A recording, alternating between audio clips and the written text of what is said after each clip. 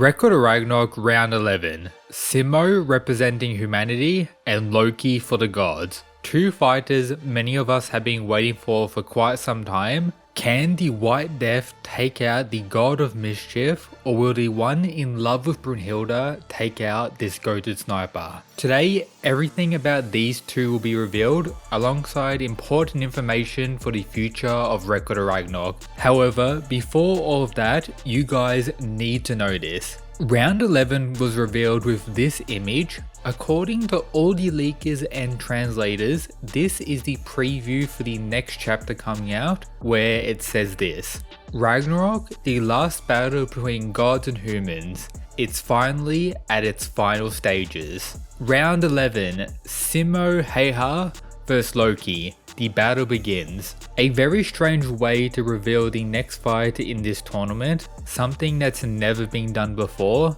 so it is somewhat suspicious, but the amount of people confirming it is there, so for what we currently know, this is indeed accurate and what is officially confirmed. But do keep that little suspicion moving forward until we actually see it in the manga. But first, let's go over everything you need to know about Simo. This panel here, I'm sure many of you guys have seen many times in Record of Ragnarok, is his official character design revealed many years ago after the authors did a vote in Japan for the Japanese readers to decide on what designs they wanted to see early, and the winner of that vote was Huang and Simo. That's why we got their design so early. This is officially confirmed recently in the manga when we saw Brunhilde thinking about who to choose for round 11, and we see Simo appear here, same design as we saw in this panel many years ago. Also highlighting his sniper and dog, which are likely going to be making an appearance, which is pretty cool. We haven't had a pet or an animal per se since round 1 with Lubu, so that's going to be very interesting.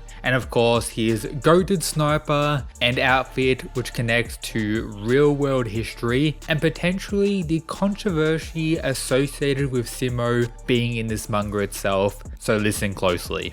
Welcome to 2025. The mysterious aura has been adjusted once again. Make sure to become a member to learn more about what's going on this year. Video soon, but let's get into it. Simo was given the name the White Death during his service in the Finnish military.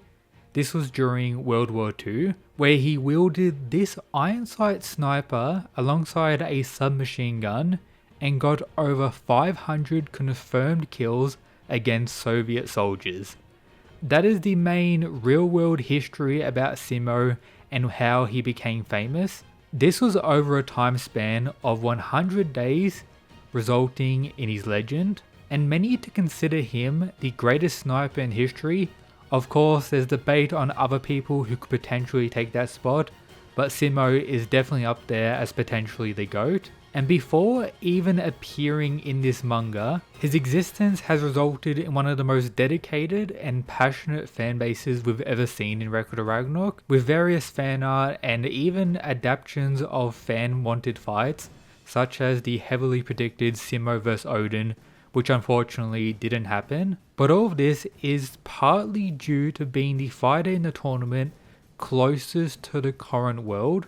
For example, he actually died in 2002, making his depiction in the series controversial to some, as it is very recent, at least compared to many other human fighters. And if he isn't treated well by the authors, you could see a lot of outrage from various fans in the community in this next year. Additionally, many fans want the arena for this round to be snow, similar to his battle in real life. The sniper being the volumed is likely the case, but I do wonder how the dog's gonna play a part, if it's gonna play a part in the fight itself, with it being highly likely that this round could be the most unique fight we've ever had in Record of Ragnarok. Additionally, I came across this Reddit post where someone pointed out that Loki's room features various animals on the walls, which led to the prediction of this matchup, alongside the real confirmation in history that Simo was a hunter before the war, and in post-war he became a dog breeder. Therefore, it's possible we could have gotten some foreshadowing for this matchup all the way back here. But apart from that, let's go over everything you need to know about Loki. He is one of 3 Norse gods fighting in the tournament and regarded as the god of mischief who has the ability to transform or shapeshift, turning into the likes of Thor and Odin on separate occasions, alongside wielding this weapon, dual hooks attached with chains that appear out of these portals in his arms, an ability that recently has led fans to believe he is a vessel of the primordial god Chaos due to his weapon highlighted in the recent flashback about the Record of Ragnarok world, and of course the connection to Odin. But for now, this is just a theory I wanted to mention with no real evidence thus far.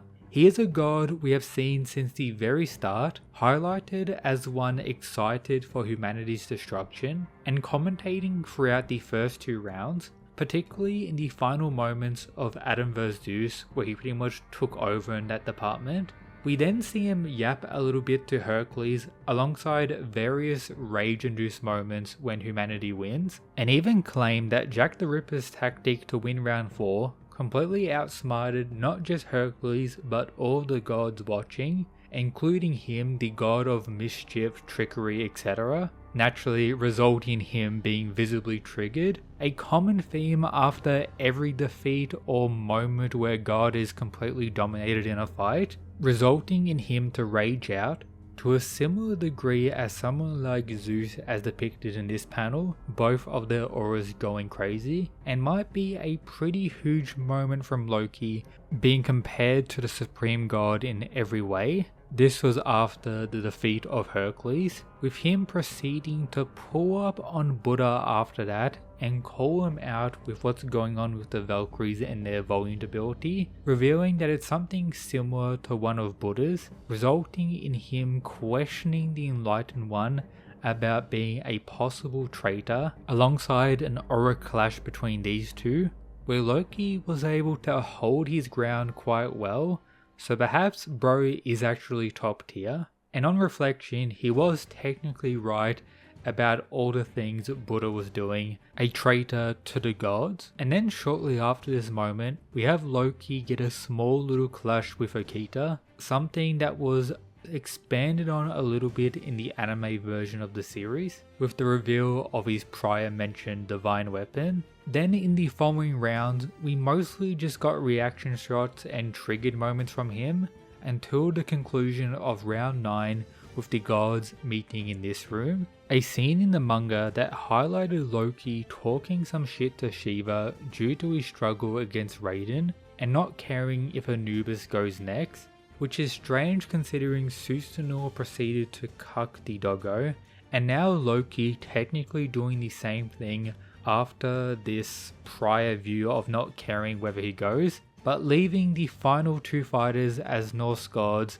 would be a little wacky, so it is what it is regardless. We then see Loki confront Brynhilde while transformed into Odin, attempting to fool her, but the Valkyrie can see right through Loki's attempt. But then something strange occurs. Loki says that he came to save her and that him and Lord Odin are among the final fighters, naturally resulting in there being 0 chance of her winning and humanity surviving, bringing up that Odin is likely to kill her after the tournament, and since he's close with Odin, he may be able to persuade him not to do this, and that all this is actually coming from his heart, not any other malicious purpose. At least an ulterior motive is assumed by Brynhilde here. We then learn that Loki is aware of Siegfried, and of course the planned rescue, the potential side or true purpose of Ragnarok, at least from Brynhilde's perspective. Odin has other reasons connecting to the resurrection of the primordial gods, something we learnt about in this video. Everyone needs to watch after this if you haven't already. But even with him mentioning this, he doesn't get Brynhilde's attention, leaving the god with the following message: "We will definitely win and we will save humanity. So you'd be better off just worrying about yourself, Loki."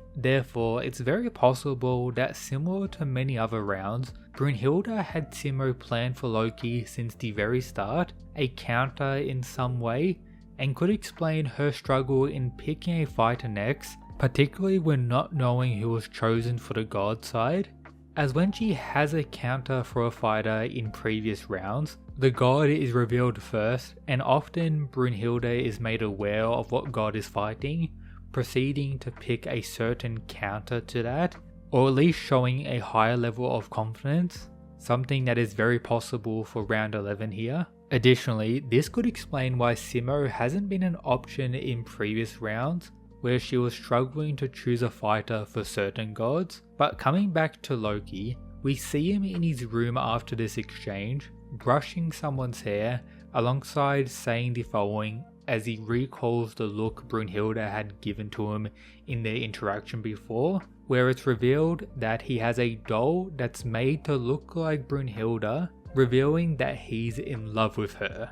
Quite the shocking turn of events, and low-key made the God of Mischief stocks go up quite a bit. But is this enough for him to win against potentially the most hyped human since the very start? Something the authors, based on the vote, should be very aware of. Let's see what some fans think about this matchup. Simo's gonna lose, unfortunately. It's legit a pattern.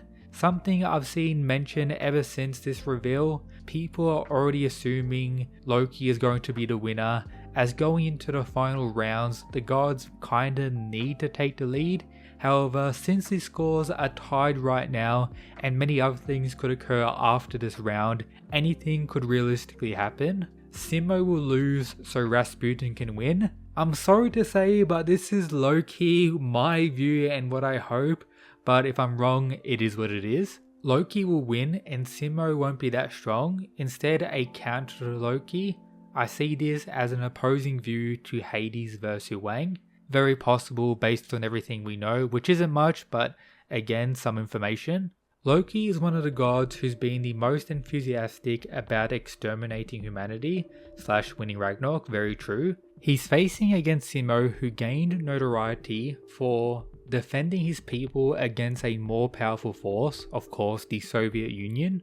That's probably one of the big reasons these two are fighting. That is very possible, but anything could be a reason, as I mentioned, the whole hunting aspect pointed out by that one dude on Reddit, alongside a simple reason that a lot of people just looked over that may be the possibility that tends to happen more often than not of recent. Loki is actually pretty mid, but trickster shenanigans gonna be what gives him the win. Very possible, and as an aspect I believe that could make this the most unique fight we've ever seen. Simo is gonna have 5 to 9 boards, so it'll be a match of utmost patience.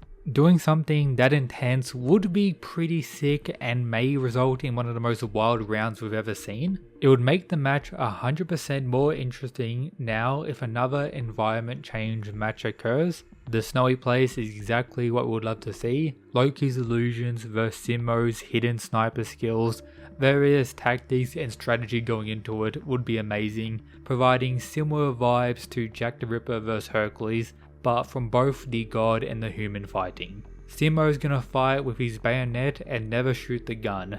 Surely not, that will be a colossal disappointment, but we're gonna have to wait and see. Let me know who you think is going to win down below. My current prediction, as always for the last 3 years on the channel, is a draw, but I do have the sense that Loki is going to be the winner for the sake of top of the verse Rasputin. But for now, watch this video, shout out to these members, merch, gamer subs. That's it guys, peace.